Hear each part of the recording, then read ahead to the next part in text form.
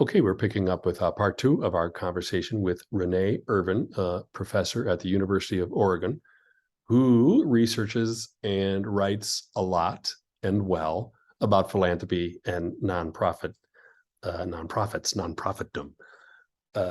We have been speaking about a recent study, a link to which will be in the article introducing this video, Professor, about dark money and a spectrum of darkness, I'm going to say, right. among them. How unfair would it be if I asked you whether conservatives or liberals use dark money more in context? Well, I let the data talk to me, and the data said they're both doing it actively. So I would say there's no ideological split there. And in a way, if you wanted, get rid of this loophole, that's good news. You might have bipartisan support. And so for changing the situation. And do you mean to say that they're both doing it? Is it roughly equal? Yeah, well, I found but this is my microcosm of tax policy advocacy. I can't talk for other issues, but within that microcosm, there was no statistically significant difference in darkness. Right. Okay. And it would be unfair, I know you think, for me to ask you to theorize whether that'd be the case in, say, gun control or something. I mean, I don't have an even proposed answer or contemplated answer, or some social issue, Yeah, it might differ from. I mean, I would hesitate to jump into that, but yeah. And we talked in the part one.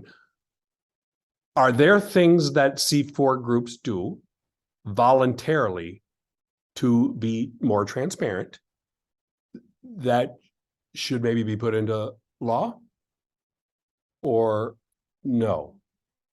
That would, well, I mean, if the number one thing they could do to be more transparent, which would satisfy all the watchdog groups and whatnot, I would think, is to reveal the source of the funding, the donor names, but they wouldn't do that. So. Right, that is a heavy lift, right? Yeah, and that would eliminate dark money. There would be no examples of a group doing that now, voluntarily disclosing that. That would have to be right.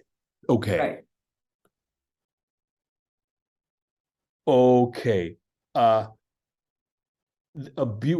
Give me an example. How is the law being abused here? Or is it being followed and that's an abuse of the original sort of 69 law nonprofit? Yeah. What would part of this research, I was sort of, as I was preparing for you, I was thinking, what is my personal problem with dark money? Yeah. If there is, I'm trying to I'm just looking at the data, man, right? Yeah. And so, okay, legally, and I'm not a legal scholar, there's a doctrine called the straw donor.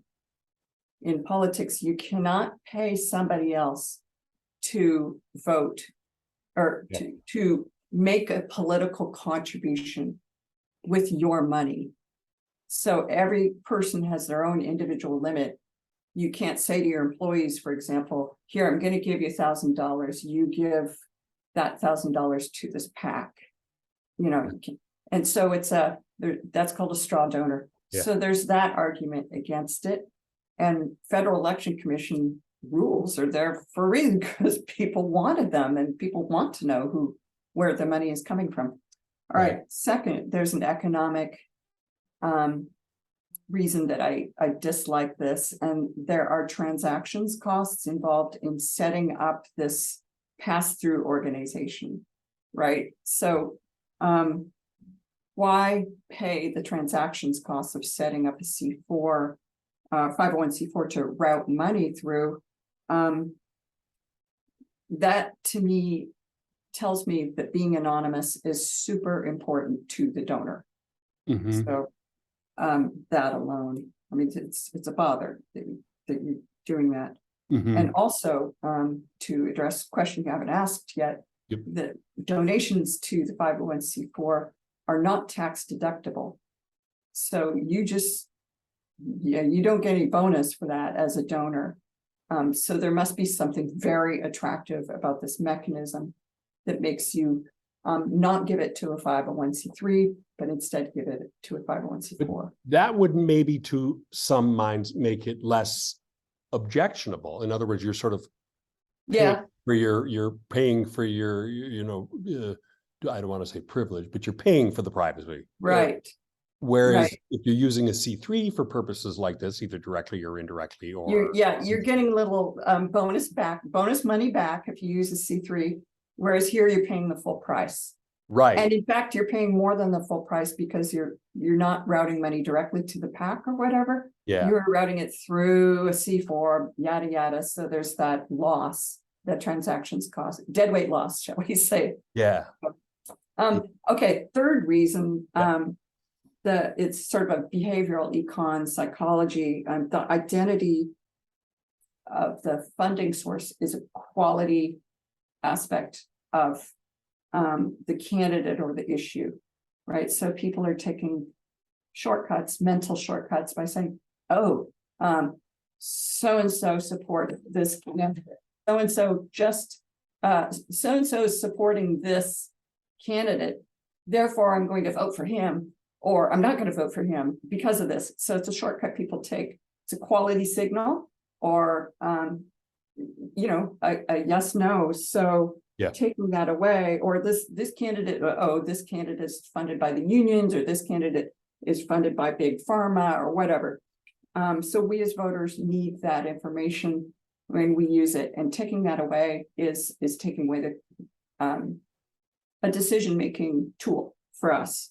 Yeah. So, a Senate race can get, that's where all the action is, the Senate races.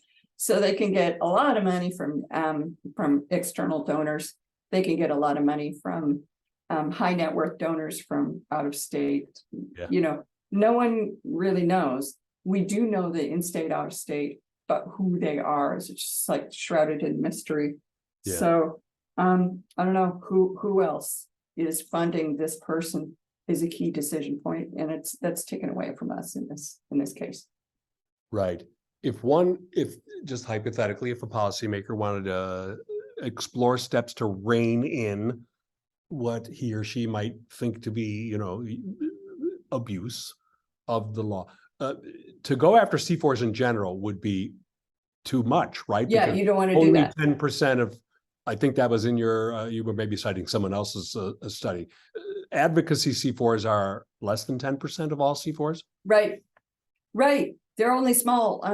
There are lots of choirs and Rotary clubs and whatever. Right. So 501c4s really are social welfare organizations generally. Yeah. So you don't want to get rid of the 501c4 form. Right. And there's an advocacy C4 never declares itself to formally be an advocacy C4. So, right, or I guess they do on their website. I don't know. Yeah, that I don't know. Yeah, but there's no easy way to legally define them other than, you reverted there to say, well, social welfare. Politics is not social welfare, and if it's being called it, that's a thing. Right, that's a thing. The way that it's all set up, it's a thing for the IRS and not the FEC, which is. So we don't have the tax deductibility. So they're already, sort of paying for that. However, paying full price. Yeah. But what they're paying, you had an interesting idea about taking away their tax exemption in your questions to me. So I want to address that. I thought go ahead. A neat question. Yeah. I see that as a sales tax on you're purchasing commodity, like you would purchase services from a law firm or a media firm, PR firm, whatever.